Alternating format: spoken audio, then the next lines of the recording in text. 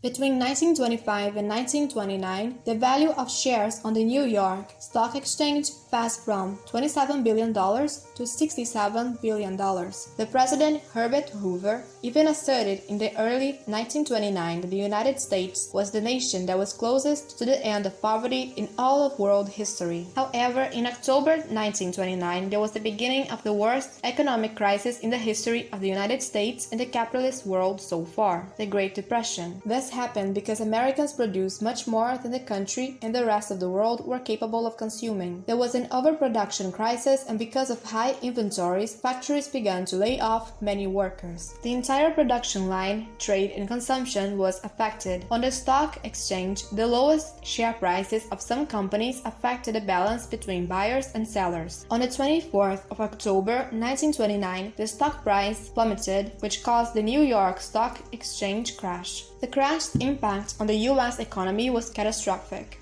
National income was halved. More than 5,000 banks closed, leaving their customers penniless. 80,000 factories and 32,000 commercial houses went bankrupt. About 15 million workers were unemployed. In the countryside, thousands of farms went bankrupt, and many farmers, with no way to pay the debts, had to abandon their lands. Hunger and misery spread across the country. Millions became homeless. They also headed to the shelters of the government, constantly crowded, and charities served popular soups. World trade had broken down. World prices for agricultural products have collapsed. Nations that had economies depended mainly on agricultural exports to the United States and to Europe were deeply impacted. One of the few countries to escape the crisis was the Soviet Union, because its economy didn't obey the laws of the market like the capitalist economies.